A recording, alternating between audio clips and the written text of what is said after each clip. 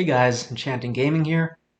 Now that it's been a little bit since the special Lorcana Lorecast episode, I want to go back through it, just kind of since we've had some time to simmer down a bit on the choice of the iconics, which I'm going to leave more towards the end of the video since it's kind of been like beating a dead horse talking about those already.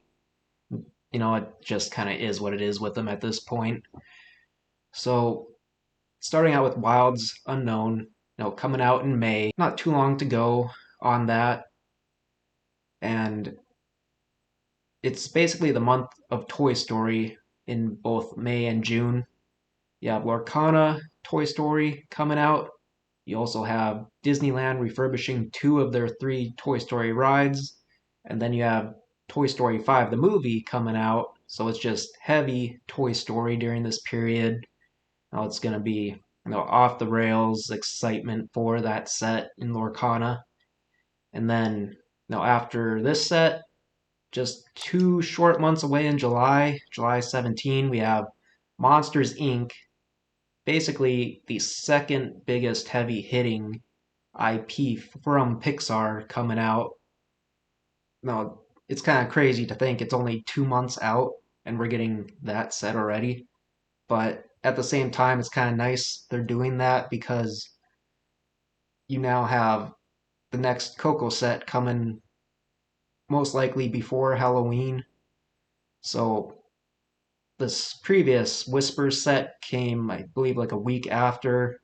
You had Headless Horseman and all of them come out. It's like, oh man, I wish those had came before Halloween. So they were pretty, sick Halloween cards and all. So now it looks like Ravensburger's kind of making the sets fit better.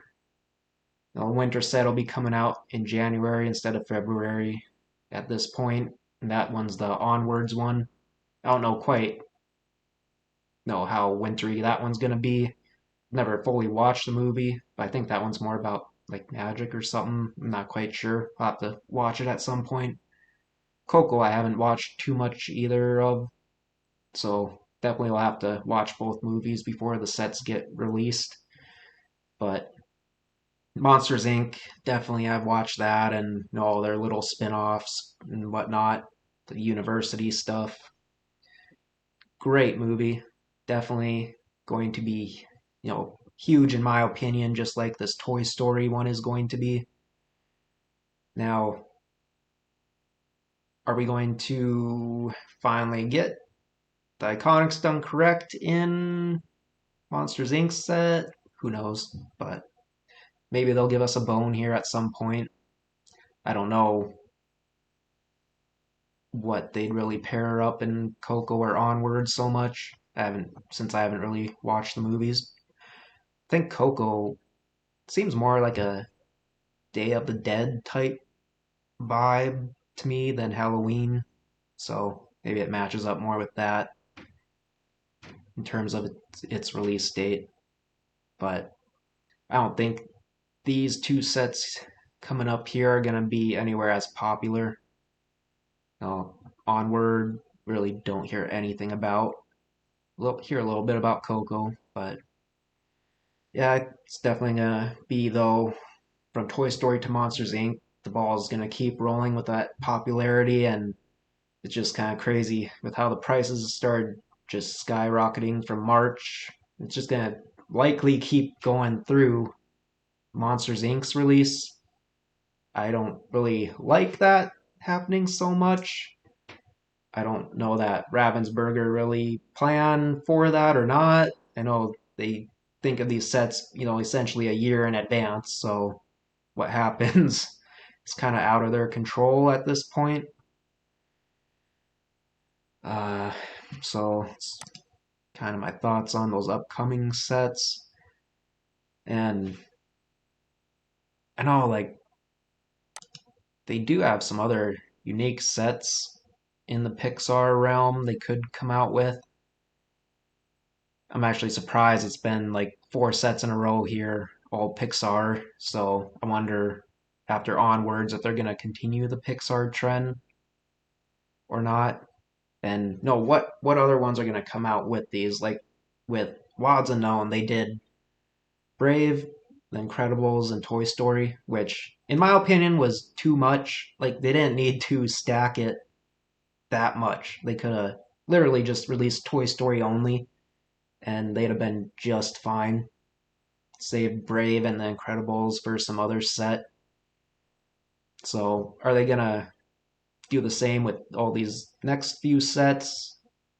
They'll add in, say, like Bug's Life or Wall-E or what some other Pixar ones, like Nemo, I think. So, who knows?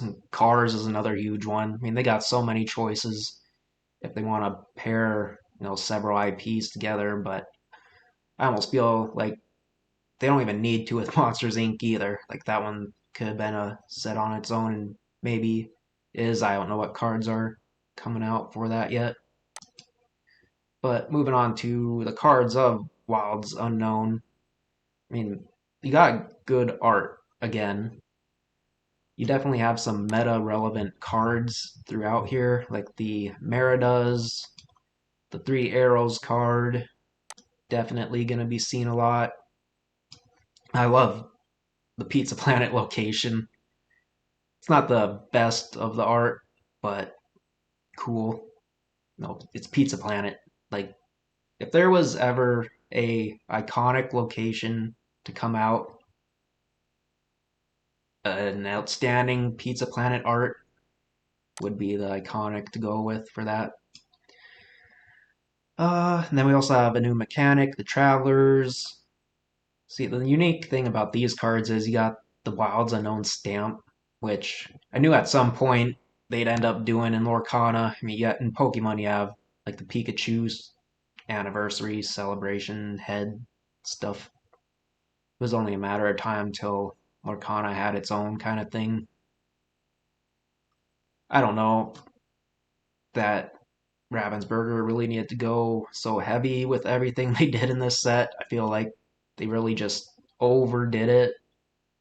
But to me, Toy Story was just plenty enough of an input to make the set popular. But they're definitely hitting it out of the park on this set outside of the iconics not being from the same IP. Well, here you got Buzz and Lenny's lens. It's pretty cool.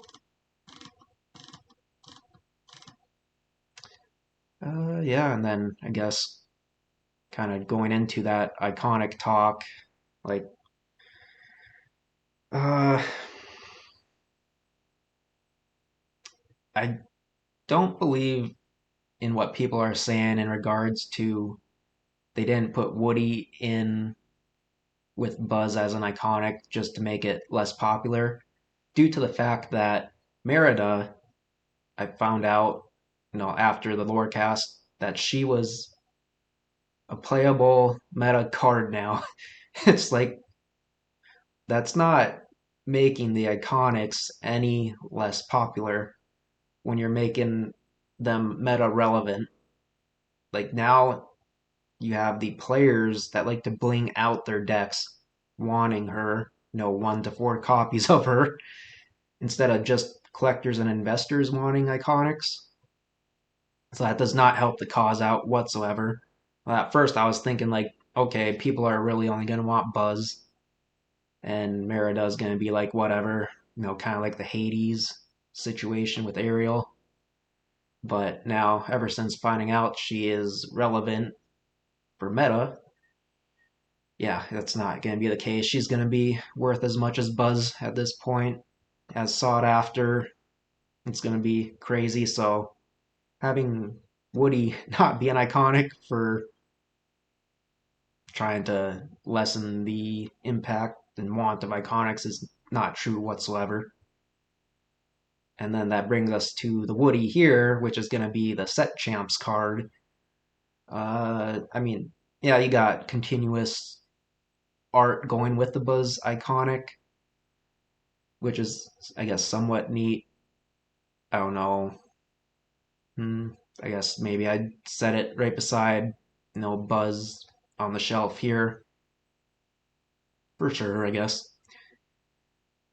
but I don't know that I needed Woody to be a set champs card. Like, I would have been happy having the aliens card as set champs, or even someone like Rex or Slinky Dog would have got me really pumped up to go and get them. Now, there's several Toy Story characters I would have went to set champs for, no doubt. It, I don't know how many people really love Woody that much, especially over other characters, that they'd be like, I'm not going to set champs if it's not Woody, you know? So they definitely could have just made him an iconic, in my opinion. They didn't need to do what they did. Buzz, no, awesome looking. Love the aliens with him for certain. Merida, definitely a nice looking card as well. Nothing against that whatsoever. Good character and everything. Just could have been matching IP of some sort. I almost wish they never made Buzz the iconic and just had someone other than Buzz and Woody as iconics. It just, to me, it's just not right what they did. They should have just took Buzz out too then. Then another thing in regards to Merida is that, those people that are going to play her, they're going to likely end up damaging the cards somewhat. So now you're talking about cards that would have otherwise been, tens in whatever grading company you go with, are now going to likely be 9.5s or 9s. So your total 10 population is going to be X amount lower, which increases the value of the other 10s that are out there. So something to think about there too. Just, I don't know, all around, I'm not really liking they made a playable iconic.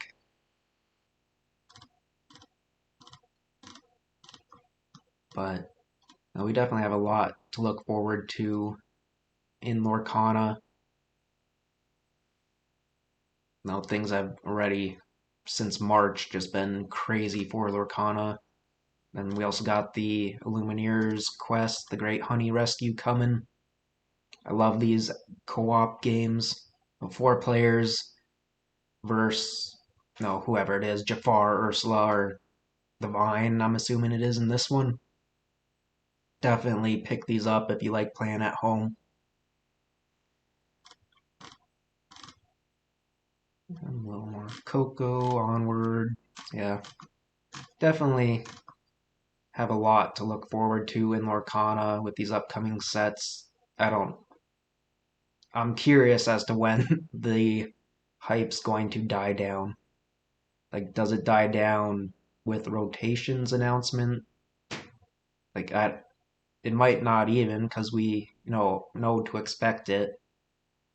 And with the introduction of these other meta cards, are what we're losing from sets 5 through 8 that important or that big of a deal in core? I don't know that they really honestly are that big a deal. I think we've got enough from 9, 10, 11, 12, and then 13 here eventually. I guess these are 3 of the Monsters Inc. cards.